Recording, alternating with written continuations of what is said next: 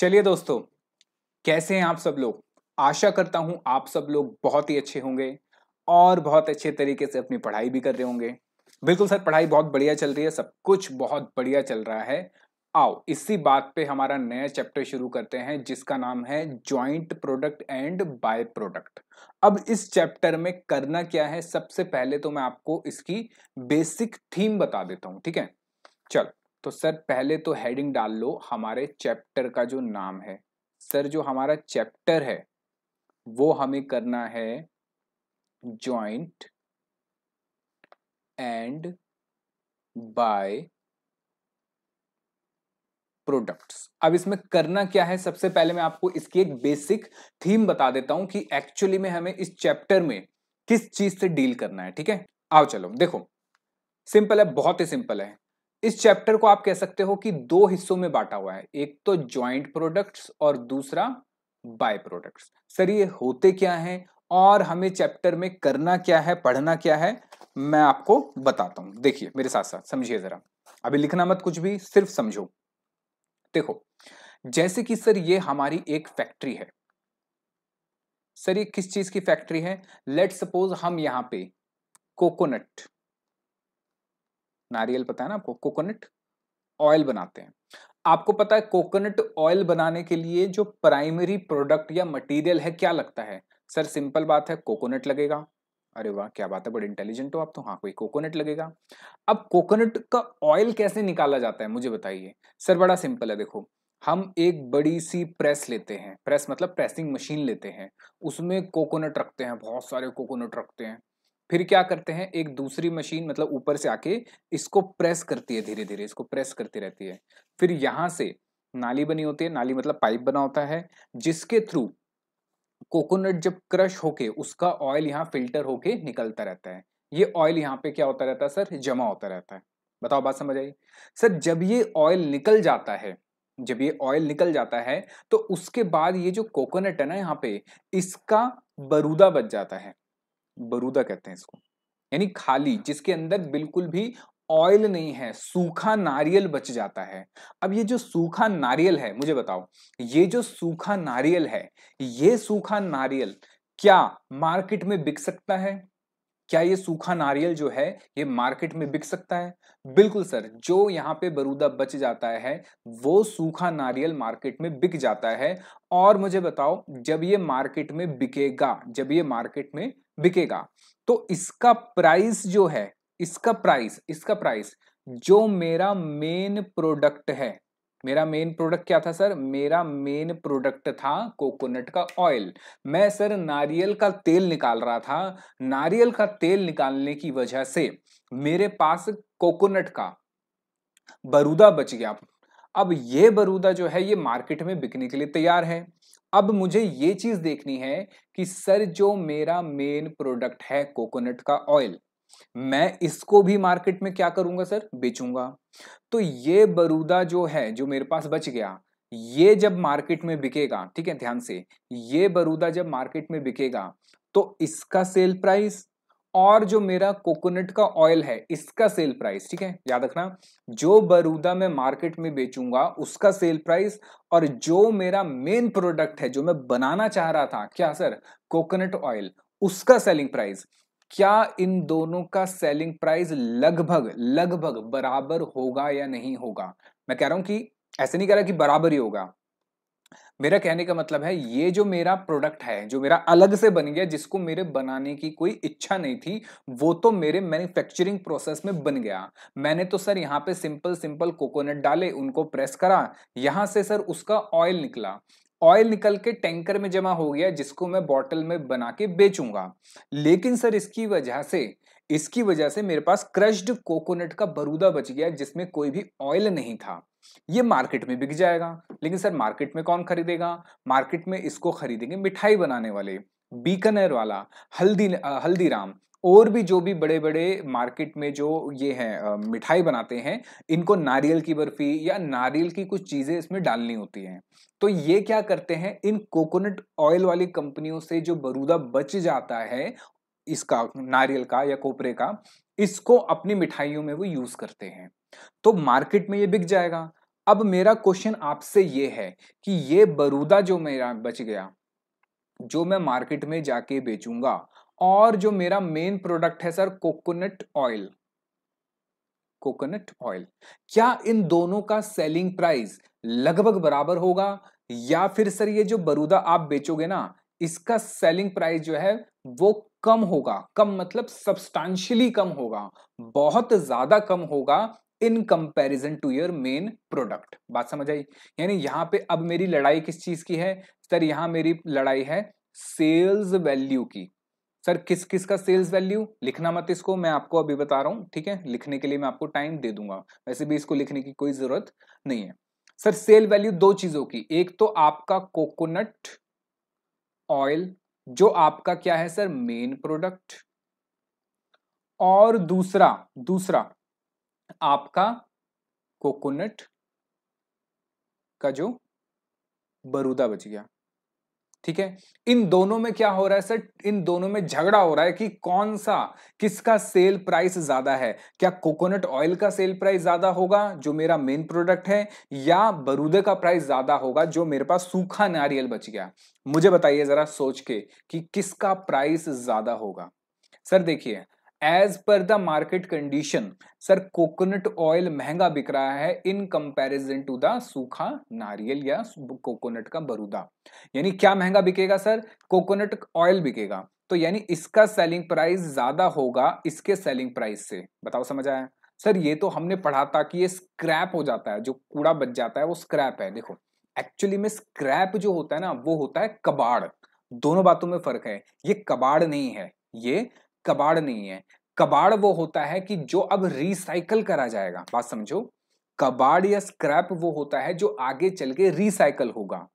जैसे आपके घर में खाली बोतलें होती हैं, या लोहे का सामान होता है, या तांबे का सामान होता है, या न्यूज़पेपर होते हैं, मैगजीन्स होती हैं, ये सब जाके आगे क्या होता है सर? रिसाइकल होता है, वो होता है स्क्रैप।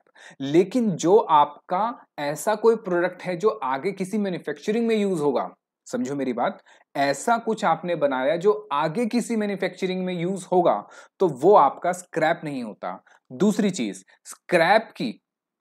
स्क्रैप की जो सेल वैल्यू है वो बहुत बहुत बहुत ज्यादा क्या होती है? कम होती है in comparison to the main product. यानी जो मैं मेन प्रोडक्ट बना रहा हूं, अगर वो 100 रुपए का बिक रहा है, तो उसको बनाने में जो कबाड़ निकला, स्क्रैप निकला, वो ज्यादा से ज्यादा 10 रुपए का, यानी 10% के आसपास उसकी वैल्यू होगी। बताओ समझ आया? तो यानी कि सर ये जो कोकोनट का बरूदा निकला ना, ये स्क्रैप नहीं है, स्क्रैप तो नहीं है। तो सर ये क्या है? सर देखो, अगर इनका सेलिंग प्राइस, ठीक है, क्या कह रहा हूं मैं? अगर इनका जो सेलिंग प्राइस है सर मेरे मेन प्रोडक्ट और मेरा जो अलग से प्रोडक्ट बन गया जिसको मुझे बनाना नहीं था, पर मेरे मेन प्रोडक्ट के साथ ये बनता ही बनता है, अगर इनके सेलिंग प्राइस में डिफरेंस है, और अगर मेरा मेन प्रोडक्ट ज्यादा है, मतलब ज्यादा सेलिंग प्राइस है, तो ये वाला जो प्रोडक्ट है ये नाम आ जाएगा इसका बाय प्रोडक्ट। क्या नाम आ जाएगा इसका? By product. यानी सर बाय प्रोडक्ट क्या होता है?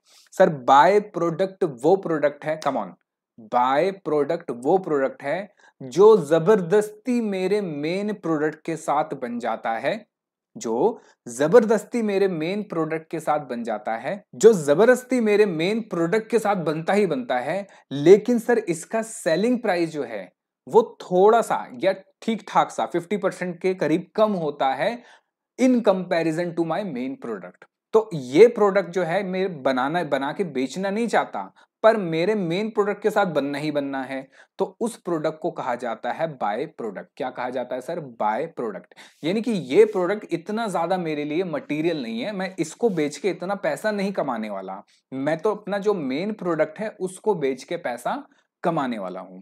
मुझे बताओ, बात समझ आई? चल अब जरा बात समझो, ये कौन है सर? ये हो आप। कहाँ गया सर? मिटा क्यों दिया? ये लो, सही से बनाऊंगा ना आपका चेहरा में। ये लो, ये कौन है सर? ये आप हो। आप मतलब आप मेरे दोस्त, मेरे स्टूडेंट्स। ये मैंने आपकी आंखें बना दी। और सर अभी दिक्कत क्या है? अभी हम हैं स्टूडेंट, और सर स्टूडेंट होने के नाते हम क्या रहते हैं? परेशान। ठीक है, वैसे परेशान नहीं रहना चाहिए। आओ सर, बाल कहाँ गए? लो बाल बना देता हूँ। और सर नए जमाने के बाल है, हम पीले बाल करके चलते हैं, ठीक है, पीले बाल है हमारे, पीले बाल हैं, हाथ भी पीले हो गए सर, हाथ पीले, हाँ हाथ और पैर दोनों पीले हो गए। अच्छा, अब मेरी बात समझो, आपने अपने घर में, या आपके घर की जमीन है और आप अपने घर में जमीन में खुदाई करने लग गए, ठीक है, आपने यहाँ पे एक गड्ढा खोदा और पता चला, क्या पता चला सर, यहाँ पे तो बहुत सारा क्रूड ऑयल निकल आया। क्या निकल आया सर? क्रूड ऑयल, कच्चा तेल, जिससे सर पेट्रोल बनता है। और ये आते ही क्या हो गया सर, आपके चेहरे पे एक बहुत ही अच्छी खुशी की लहर दौड़ गई कि अब तो मैं क्या बन जाऊंगा सर, अब मैं बन जाऊंगा अरबपति पति, ठीक है, अरबपति बन जाऊंगा सर, नोटों की बारिश ही होगी, अब तो भाई मैं ही मैं हूं, मैं भी अपनी शादी पे कम से कम 5,000 का करोड़ का खर्चा करूंगा, कम से कम 5,000 करोड़ का खर्चा करूंगा शादी पे, ठीक है। अब यहां दिक्कत ये आई सर, दिक्कत ये आई कि कोकोनट का, सॉरी क्रूड ऑयल, कोकोनट नहीं, क्रूड ऑयल का आपको रिजर्वायर तो मिल गया, लेकिन आपको पता है कि क्रूड ऑयल जो मिल जाता है उसको निकालना, फिर उसको रिफाइन करना होता है, यानी हमें रिफाइनरी लगानी होती है। और आपको पता है रिफाइनरी लगाने में खर्चा बहुत आता है, और सर पैसा तो है नहीं, तो फिर क्या करेंगे आप जरा समझो। आप जो है, आप किसी कंपनी की हेल्प लोगे कि भाई एक काम करते हैं, शेयरिंग पे काम करते हैं, आप मुझे 30% दे देना और इसका ऑयल निकाल के बेचने वेचने का सब काम आपका है, बस आप मुझे जो भी बिकेगा उसका 30% दे देना। अब जरा समझो, रिफाइनरी लगाई गई, ये लगाई गई सर रिफाइनरी, देखो कितनी बड़ी रिफाइनरी लगाई गई, तो बड़े बड़े यहाँ पे टैंकर बनाए गए, पाइप्स लगाए गए, पता नहीं क्या क्या लगाया गया, बड़ी सी रिफाइनरी बनाई गई, ठीक है। अब क्या है जरा बात समझो, इसके अंदर डाला जाएगा sir crude oil, crude oil, कच्चा तेल, ठीक है। और आपको पता है इस क्रूड ऑयल से क्या क्या बन जाता है सर, इस क्रूड ऑयल से सबसे पहले तो जो मेरा मेन प्रोडक्ट है कौन सा सर, पेट्रोल, शुद्ध पेट्रोल ये निकलेगा। पेट्रोल के भी और रिफाइन करा जा सकता है, इसीलिए आपने देखा होगा कभी पेट्रोल पंप पे आप जाके देखो तो एक होता है स्पीड का पेट्रोल, एक्स्ट्रा माइल का पेट्रोल या पावर का पेट्रोल, और एक होता है नॉर्मल। जो ये स्पीड, पावर, एक्स्ट्रा माइल, ये वाले जो पेट्रोल होते हैं ये ज्यादा रिफाइंड होते हैं, इंजन के लिए ज्यादा अच्छे होते हैं, इसी वजह से थोड़े से महंगे भी होते हैं। तो एक तो पेट्रोल हो गया, उसके साथ साथ आपको पता है क्रूड ऑयल से आपको डीजल भी मिलता है, क्रूड ऑयल से ही डीजल भी बन जाता है। यानी जब मैं क्रूड ऑयल इसमें डालता हूं और उसको रिफाइन करता हूं तो उसमें मुझे अलग अलग चीजें दिखती हैं, मुझे दिखता है पेट्रोल निकल गया, उसी में से डीजल भी निकल गया, उसी में से फिर कुछ जो बच जाता है वो कैरोसिन बन जाता है, यानी घासलेट, या जिसको हम मिट्टी का तेल भी कहते हैं। और इसी से ही क्या बनता है सर, नेचुरल गैस भी बनती है। नेचुरल गैस, हाँ, वो वाली नेचुरल गैस नहीं जो आप छोड़ते हो, नेचुरल गैस मतलब यहाँ सीएनजी की बात हो रही है। किसकी बात हो रही है सर, सीएनजी की। तो सीएनजी और ये सब मुझे कहां से मिलते हैं सर, ये सब के सब मुझे मिलते हैं क्रूड ऑयल से। किससे सर, मेरे क्रूड ऑयल से, ठीक है। अब जरा मेरी बात समझते चलना। अब मैं कंपेयर कर रहा हूं इन सब प्रोडक्ट के सेलिंग प्राइस। क्या कंपेयर कर रहा हूं सर, सेलिंग प्राइस। मुझे बताओ सबसे हाई किसका है सर, सबसे महंगा बिकता है पेट्रोल, ठीक है। उसके बाद सर, उसके बाद बिकता है डीजल, लेकिन डीजल भी महंगा ही है, पेट्रोल से महंगा नहीं है लेकिन महंगा है। कैरोसिन, सर कैरोसिन भी महंगा है लेकिन डीजल से सस्ता है। और नेचुरल गैस जो है सर, नेचुरल गैस जो है वो सस्ती महंगी है, किससे, कैरोसिन से। यानी सबसे सस्ता अगर आप बात करें तो वो कैरोसिन है, सबसे सस्ता बात करें अब कैरोसिन है। अब जरा समझो, अब मेरे प्रोडक्ट में आपस में लड़ाइयां हो रही हैं, कह रहा है कि मैं बेटर हूं, मैं बेटर हूं। तो मैंने इनके सेलिंग प्राइस को कंपेयर करा, मैंने कहा बेटा पेट्रोल आप आ जाओ, उसने कहा मेरा सेलिंग प्राइस। मैंने कहा बेटा डीजल आप भी आ जाओ, उसने कहा मेरा सेलिंग प्राइस। मुझे अब बताइए जरा सोच के, क्या इन दोनों के सेलिंग प्राइस में रिलेवेंटली बहुत ज्यादा डिफरेंस है या बहुत कम डिफरेंस है, बताओ। पेट्रोल और डीजल के प्राइस में रिलेवेंटली, आपस में रिलेट करते हुए, बहुत ज्यादा डिफरेंस है या बहुत कम डिफरेंस है सर। हम बताते हैं ना, देखिए इन दोनों के सेलिंग प्राइस में बहुत कम डिफरेंस है, बहुत कम डिफरेंस है। इसी वजह से एक्चुअली मैं बनाना तो क्या चाहता था, पेट्रोल, लेकिन डीजल भी निकल गया, केरोसिन भी निकल गया। मैंने कंपेयर करा पेट्रोल और डीजल के प्राइस को, मैं खुश हो गया यार, एक क्रूड ऑयल से पेट्रोल भी बन रहा है, वो भी महंगा बिक रहा है 100 रुपए का, डीजल बन रहा है, डीजल भी 90 रुपए का बिक रहा है। एक चीज से दो दो चीजें बिक रही है भाई मेरी, तो मुझे तो क्या है, फायदा। तो ये प्रोडक्ट जो मेरा है, ये प्रोडक्ट तो मेरा क्या था, मैं सोच के चला था कि मेन तो मेरा क्या होगा सर, पेट्रोल होगा। लेकिन सर उसमें डीजल भी बन गया और वो भी महंगा बिक रहा है, तो ये भी मेरा क्या बन जाएगा सर, मेन प्रोडक्ट। क्या बन जाएगा सर, मेन प्रोडक्ट। यानी अब आपको समझ आया मेन प्रोडक्ट क्या होता है। और इस मेन प्रोडक्ट को आप कहोगे जॉइंट प्रोडक्ट। क्या कहोगे सर, जॉइंट प्रोडक्ट। ठीक है। वही दूसरी ओर, अभी खत्म नहीं हुआ, मैं कंपेयर कर रहा हूं कैरोसिन को, मिट्टी का तेल। सर कैरोसिन का सेल प्राइस बहुत कम है, तो कैरोसिन जो है इसका सेलिंग प्राइस इन दोनों यानी पेट्रोल और डीजल के बराबर नहीं आता है, इसलिए कैरोसिन मेरा बन जाएगा बाय प्रोडक्ट। क्या बन जाएगा सर, ये बाय प्रोडक्ट। मुझे बताओ, बात समझ आई? यानी कि सिंपल भाषा में अगर मैं आपको बताऊं, तो सर मेरे दिमाग में तो था कि मैं तो पेट्रोल बनाऊंगा, एक प्रोडक्ट सोच के चला था कि बनाऊंगा, लेकिन उससे एक से ज्यादा प्रोडक्ट बन गए, यानी प्रोडक्शन की वजह से एक से ज्यादा बन गए।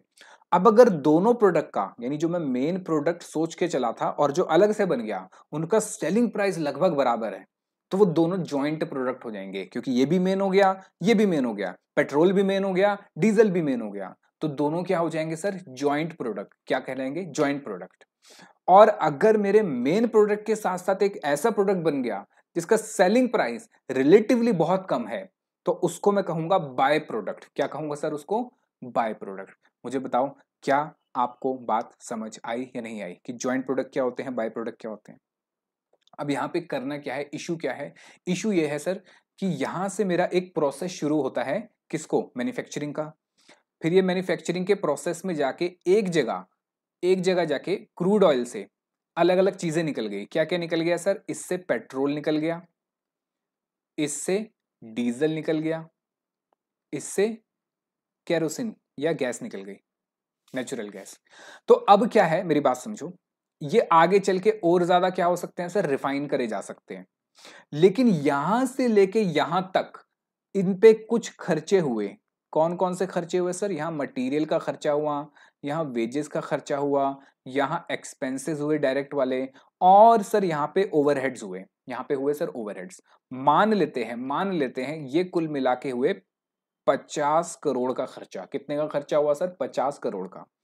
अब ये वाले जो खर्चे हैं, मुझे बताओ, ये खर्चा मैं पेट्रोल में डालूंगा, डीजल के अंदर डालूंगा, या केरोसिन में? क्योंकि मेरे तीनों प्रोडक्ट हैं, ये दोनों तो कौन से हो गए सर, ये वाला पेट्रोल और डीजल तो हो गए मेन प्रोडक्ट यानी joint product.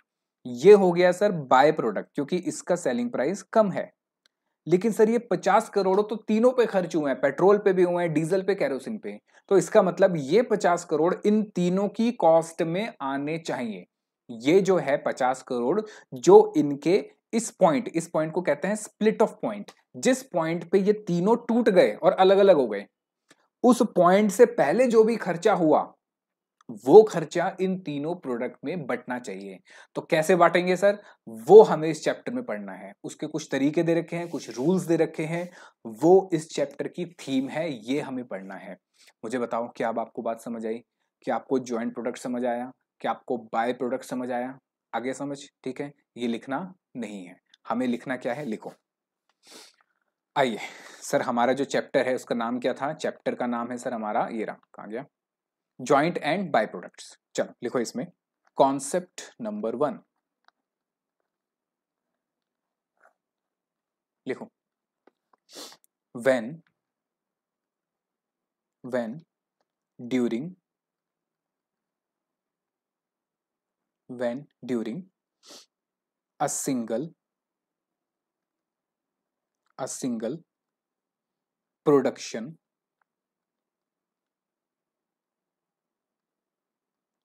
process, two or more products are generated along with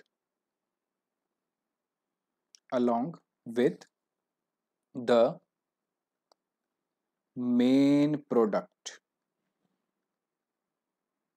along with the main product, comma, that have a significant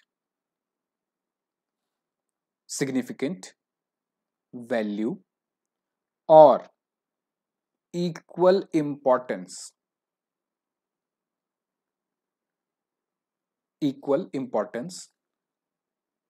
are known as, मुझे बताओ क्या होंगे वो?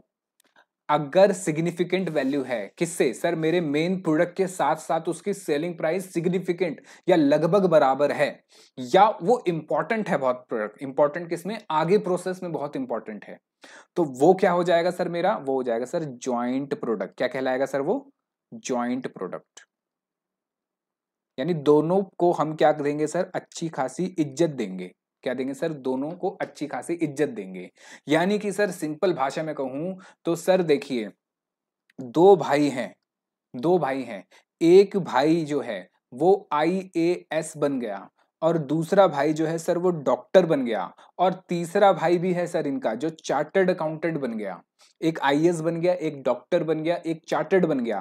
क्या इन तीनों को परिवार में बराबर का, क्या इन तीनों को परिवार में बराबर की इज्जत मिलेगी? बिल्कुल सर, IAS को मिलेगी, थोड़ी सी ज्यादा हो सकती है, डॉक्टर को भी मिलेगी, इससे लोग ज्यादा बात कर सकते हैं, और सर जहां पैसे वाले अगर रिश्तेदार हैं तो ज्यादातर आपसे बात करेंगे। ठीक है, तो यानी कि सर सीधी बात है, जहां इज्जत प्रोडक्ट की बराबर होगी वो क्या होंगे सर? Joint product. क्या होंगे सर वो? Joint product. ठीक है, चलिए लिखिए इसमें features.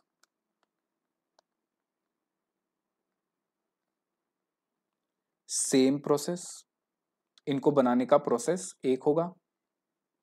Next, can be separated, इनको अलग अलग किया जा सकता है from main product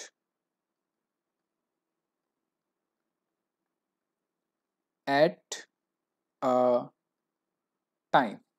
next, have significant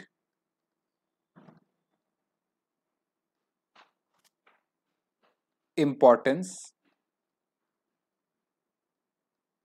यानी कि हाई सेल वैल्यू। ठीक है, example,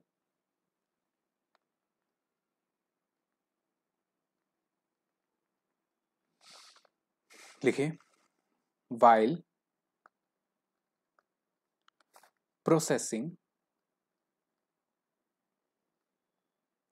petrol from crude oil,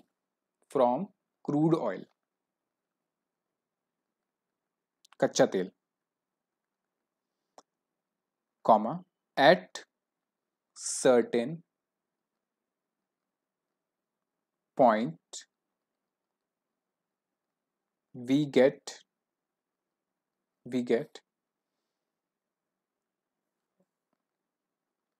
natural gas, यानी आपका CNG, और सर मेन तो है हमारा पेट्रोल, और सर डीजल। ठीक है, उसके अलावा कोल टार भी है, कैरोसिन भी है, ये सब चीजें। ठीक है, आगे लिखिए, and all above have relatively, यानी अगर मैं इनका रिलेशन करूं आपस में, रिलेटिवली हाई सेल्स वैल्यू। ठीक है, बताओ समझ आया? ये हो गया सर क्या? Joint product. लिख लो इसको फटाफट से, फिर लिखेंगे आगे क्या? By product. लिख लिया हो तो बताओ, लिख लिया? चलो आगे लिखो, कॉन्सेप्ट नंबर 2।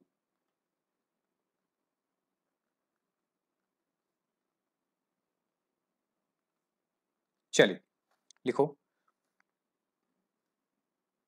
दीज आर, लिखो यहां पे पहले तो बाय प्रोडक्ट, बाय प्रोडक्ट्स लिखो, these are the products generated during the process to get the main product at certain point of time, certain point of time, but the value of by products are relatively lower than value of main product, full stop. आगे लिखिए, in other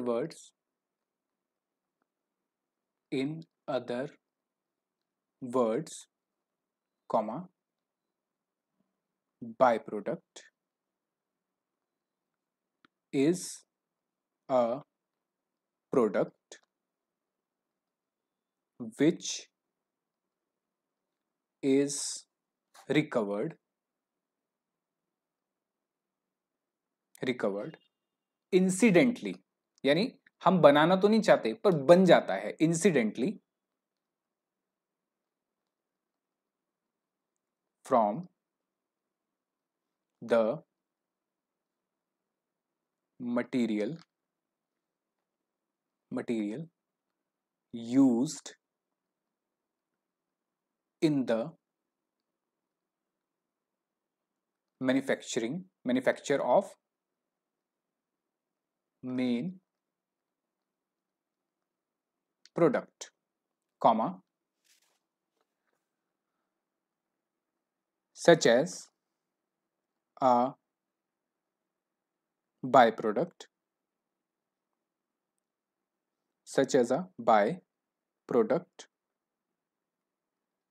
having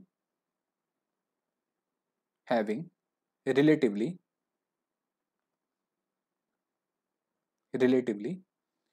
insignificant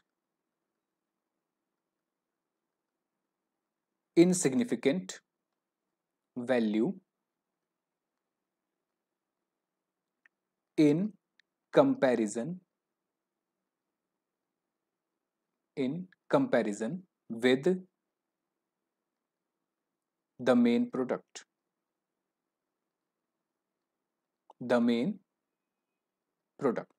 example,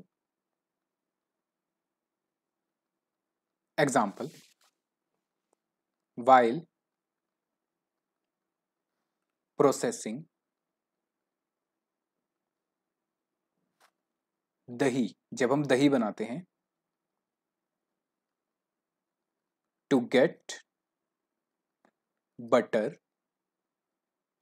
आपको पता है दही किससे बनता है sir? दही बनता है सॉरी, आपको पता है बटर किससे बनता है? बटर बनता है दही से, ठीक है। जब दही को बिलोते हैं, बिलोना जो होता है वो करते हैं, उसके बाद मक्खन निकलता है और मक्खन को फिर गर्म करके हम क्या निकालते हैं? घी निकालते हैं, ठीक है। और घी, वैसे घी आप कैसे मलाई से भी बना सकते हो, लेकिन मलाई से बनाने पे जो घी बनता है वो उतना अच्छा नहीं होता। टू गेट दही, टू गेट बटर और घी। आगे लिखिए, एट certain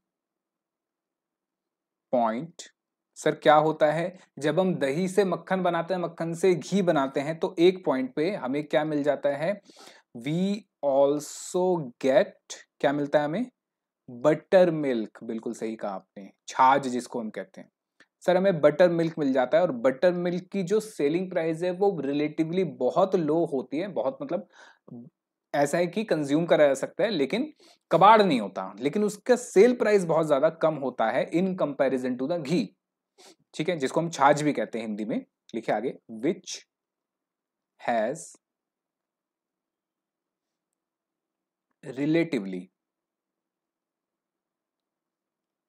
लो वैल्यू, जिसकी रिलेटिवली लो वैल्यू होती है देन बटर और घी। बताओ समझ आया? ठीक है, लिख लिया इसको? अगर लिख लिया हो तो हम आगे चलते हैं कॉन्सेप्ट नंबर 3। आओ, कॉन्सेप्ट नंबर 3, चल लिखो इसमें, this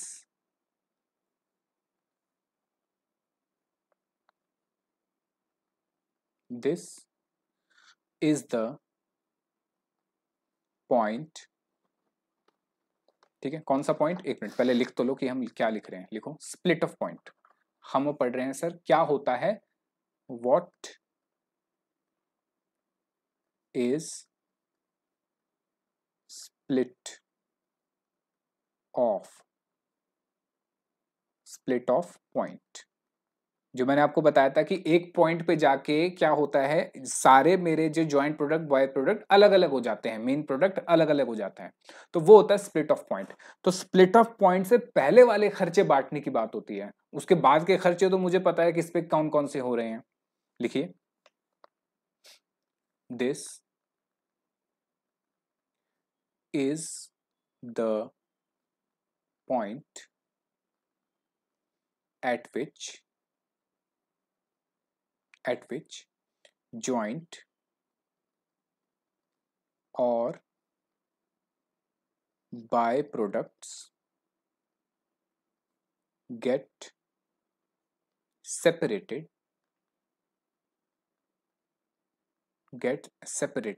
from the main product, full stop। ठीक है, लिखिए, पहले मैं बनाऊंगा मेरे बाद बनाना, कि सर जैसे ये प्रोसेस की स्टार्टिंग है, यहां से ये प्रोसेस शुरू हुआ, और शुरू होने के बाद सर ये एक जगह पे आया, और एक जगह पे आने के बाद यहां से मुझे मेरा मेन प्रोडक्ट मिला, और सर मुझे क्या मिला यहां से, सर यहां से मुझे मेरा जॉइंट प्रोडक्ट। याद रखना, जॉइंट प्रोडक्ट भी मेन प्रोडक्ट ही होता है, दोनों भाई भाई होते हैं, क्योंकि दोनों का सेलिंग प्राइस लगभग बराबर होता है। हाँ, कौन इनका भाई नहीं होता सर, बाय प्रोडक्ट इनका भाई नहीं होता। यानी कि इस पॉइंट पे मुझे मेन प्रोडक्ट भी मिल जाएगा, बाय प्रोडक्ट भी मिल जाएगा, जॉइंट प्रोडक्ट भी मिल जाएगा। हाँ, ये भी हो सकता है आगे जाके और भी कुछ हो, पर इतना लंबा हमारे कोर्स में नहीं है। तो ये वाला जो पॉइंट है, ये जो पॉइंट जहां पे ये दोनों अलग अलग हो जाएंगे, मतलब तीनों अलग अलग हो जाएंगे, इसको कहेंगे सर स्प्लिट ऑफ पॉइंट। ठीक है, और इससे पहले क्या होंगे, यानी जब तक ये अलग हुए, इससे पहले मेरे सर खर्चे हुए होंगे, जिसमें लगेगा सर रॉ मटेरियल, जिसमें सर वेजेस एंड ओवरहेड सारे लगे होंगे। ठीक है, बताओ समझ आया? उसके बाद भी आगे खर्चे होंगे, लेकिन उसके वो तो मुझे पता है कि किसमें कितना कितना हो रहा है। ठीक है, और इन सब खर्चों को, कौन कौन से खर्चे हुए सर, ये हुआ sir raw material, wages, overhead, सारे ओवरहेड्स आ गए। ठीक है, ये सारे, इन सबको मैं कहूंगा, क्या कहूंगा सर, जब तक ये स्प्लिट नहीं हो रहा उससे पहले पहले जो मेरे खर्चे हुए, लिखो these expenses incurred for both main and joint product. ठीक है, बताओ समझ आया? लिखो, this is point in a production process where joint products emerging from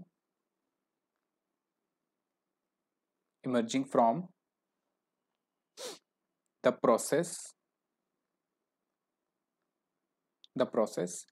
gets separated, yes, separately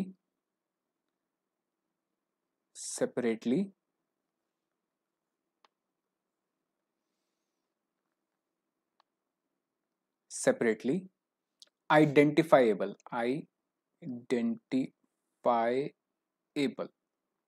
ठीक है, आगे लिखिए, any cost incurred after split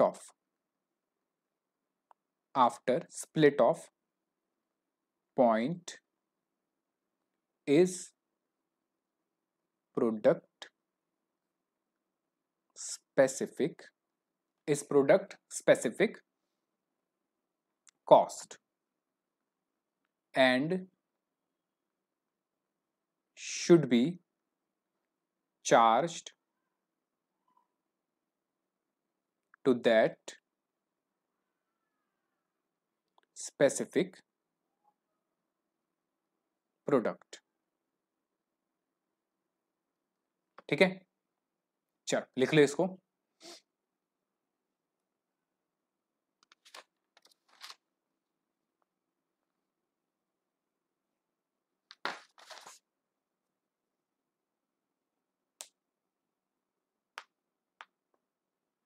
आगे एक छोटा सा पॉइंट और है, वो भी लिख लेना, हालांकि थ्योरी का पॉइंट है ये, लिख लो।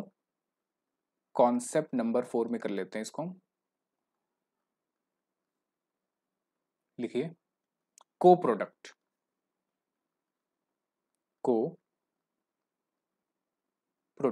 लिखिए, टू और more products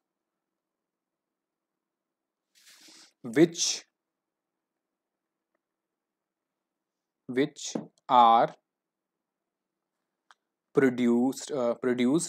are produced at same time but from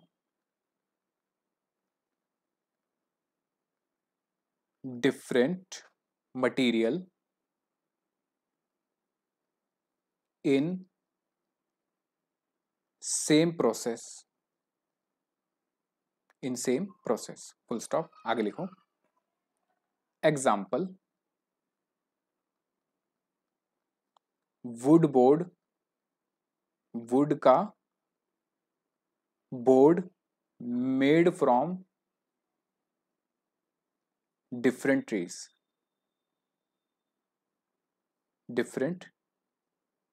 trees would. देखो जरा, ये आपका जो को प्रोडक्ट है ना, आपका ज्वाइंट प्रोडक्ट है ना आपका बाय प्रोडक्ट है। ये क्या कह रहा है, थ्योरी का पॉइंट है, एमसीक्यू के लिए इंपॉर्टेंट है, मेरी बात समझिए। ये कह रहा है कि दो या दो से ज्यादा प्रोडक्ट जो कि बनाए जा रहे हैं सेम टाइम पे बन रहे हैं, बट फ्रॉम डिफरेंट मटीरियल, अलग अलग मटीरियल से बन रहे हैं, लेकिन इनको बनाने का प्रोसेस क्या है सर, सेम है। For example, let suppose sir, आप एक फर्नीचर की दुकान पे गए और आपको खरीदना है सर बेड।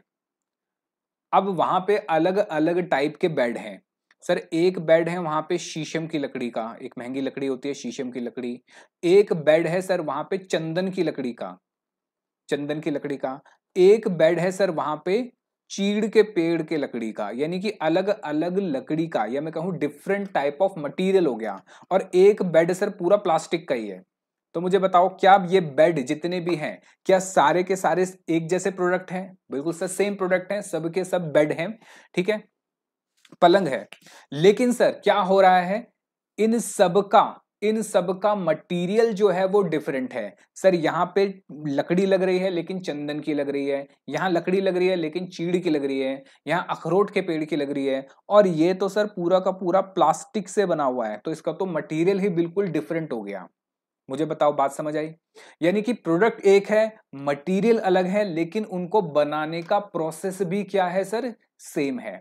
तो उस प्रोडक्ट को कहा जाता है को प्रोडक्ट। क्या कहा जाता है? को प्रोडक्ट, यानी एक जैसा मिलता जुलता प्रोडक्ट है लेकिन इनका मटेरियल अलग अलग है, लेकिन इनका मटेरियल अलग अलग है, ये होता है मेरा को प्रोडक्ट। अगर आपको कोई को प्रोडक्ट के कोई एग्जांपल दिमाग में आ रहे हैं तो कमेंट में जरूर बताइएगा कि कौन कौन से और को प्रोडक्ट हो सकते हैं, ठीक है। मुझे बताओ बात समझ आई? चलो आगे लिखो concept number 5। Concept number 5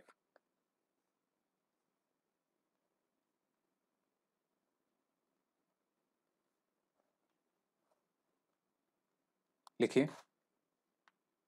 what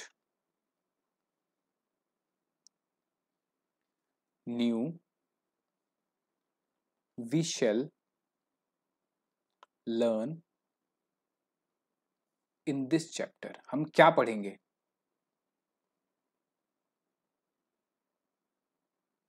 लिखिए। फर्स्ट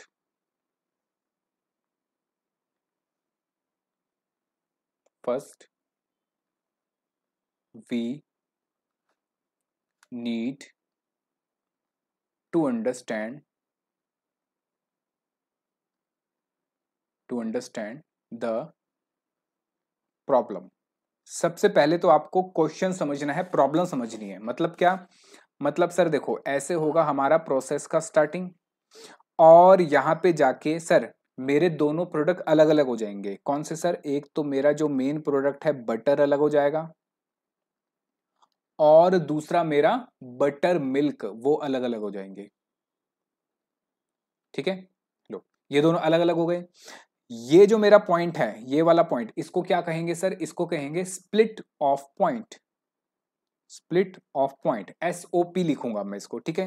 अच्छा सर, लेकिन यहां से यहां तक लाने में, यहां से यहां तक लेकर आने में, ठीक है, मदर डेयरी है और हमारे सर बहुत ज्यादा खर्चे हुए। सर हमारा दूध लगा, डायरेक्ट मटेरियल लगा सर, कितने का लग गया सर? 50,000 रुपए का तो दूध लग गया। उसके अलावा सर लेबर भी लगी, इस पे लेबर भी काम कर रही है, लेबर के 18,000 रुपए लग गए। उसके साथ मशीन चल रही है, फैक्ट्री का काम हो रहा है सर, एडमिन वेडमिन सारे ओवरहेड्स मिला के सर 8,000 रुपए का काम और मतलब खर्चा और हुआ। क्या आप मुझे बता सकते हैं टोटल कितने रुपए हमारे लग गए? कैलकुलेटर कितना गया बताओ? टोटल हो गया सर 50,000, 18,000 और 8,000, टोटल हो गया सर 76,000। 76,000 के सर कुल मिला के अभी तक खर्चे हो गए, ठीक है। अब इश्यू क्या है, प्रॉब्लम क्या है? लिखिए। Now problem is that, problem is that comma what will be the cost of, भाई मक्खन की क्या कॉस्ट होगी, और जो मेरा बाय प्रोडक्ट है बटर मिल्क उसकी क्या कॉस्ट होगी। यानी क्योंकि सर खर्चा तो मैंने दोनों पे ही करा अभी तक। SOP यानी स्प्लिट ऑफ पॉइंट तक आने के लिए जो खर्चा हुआ वो दोनों के लिए करा जा रहा है। तो ये जो 76,000 है दोनों में किस प्रपोर्शन में बटेगा वो मुझे इस चैप्टर में देखना है। उसके लिए उसने टोटल में 7 मेथड दे रखे हैं, वो हमें पढ़ने हैं, ठीक है। अच्छा लिखो आगे। This means we need to apportion, comma sorry apportion, आगे लिखिए the total cost of rupees 76,000 to main product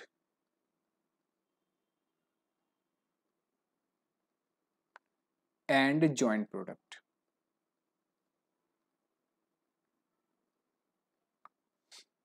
और बाय प्रोडक्ट।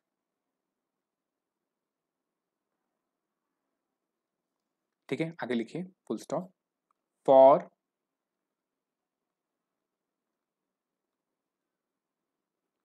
जॉइंट कॉस्ट, ये जॉइंट कॉस्ट छोड़ो, लिखो for cost apportionment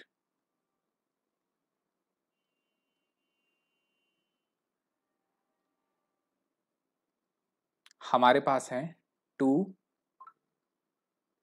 joint product. याद रखना ये जॉइंट प्रोडक्ट की बात हो रही है।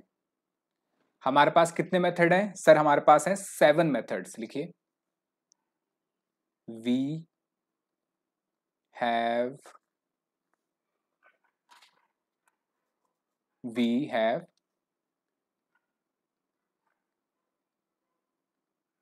7 मेथड्स। हमारे पास कुल मिला के कितने मेथड है सर? 7 मेथड हमें पढ़ने हैं। ठीक है, आइए देखिए कॉन्सेप्ट नंबर 6। अब वो मेथड हमें पढ़ने हैं सबसे पहले तो, और ये किसके लिए है याद रखना? जॉइंट प्रोडक्ट के लिए। ठीक है, चल concept number 7 sorry 6, concept number 6 लिखिए apportionment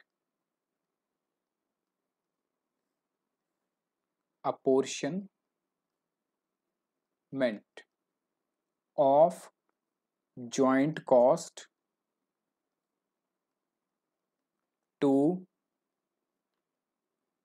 main and joint products. ठीक है, इसको हम कहते हैं, जो कॉस्ट है मेरी, लिखिए cost incurred up to point of separation.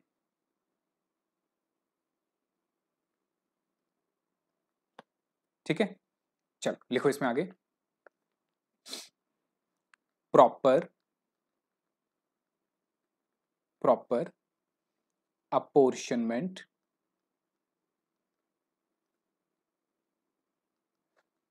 of joint cost over the joint products affects,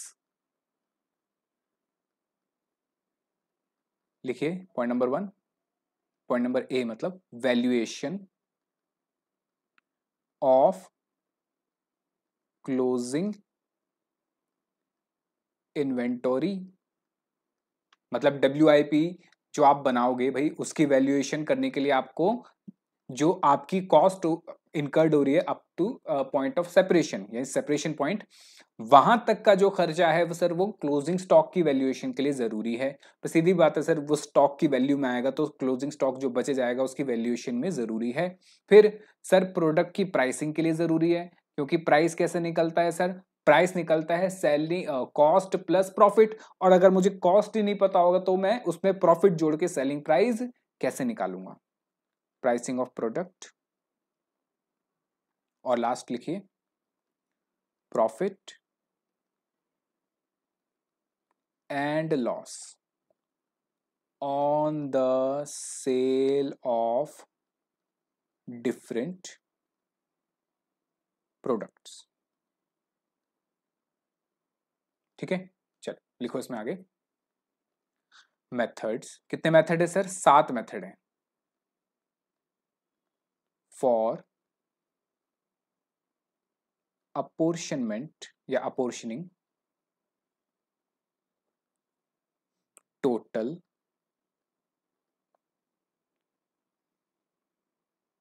cost up to point of separation, up to point of separation over the joint products are, कितने हैं sir total? 7 point हैं। सबसे पहले लिखिए physical, sir exam में given होगा, हाँ exam में आपको बताएगा। Physical unit method, point number 2 net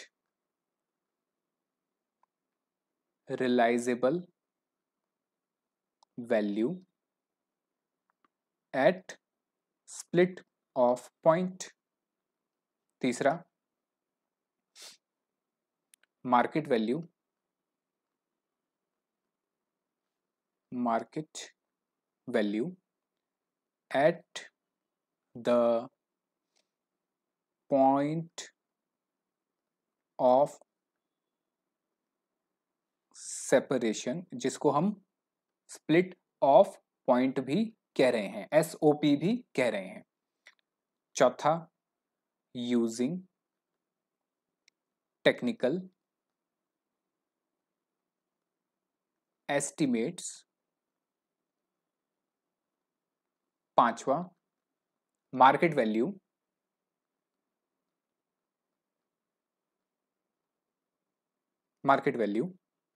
after further processing,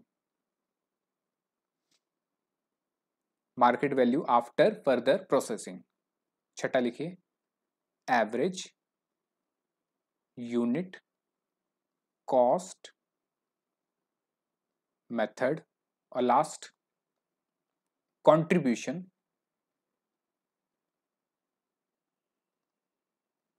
margin method. ठीक है, चलो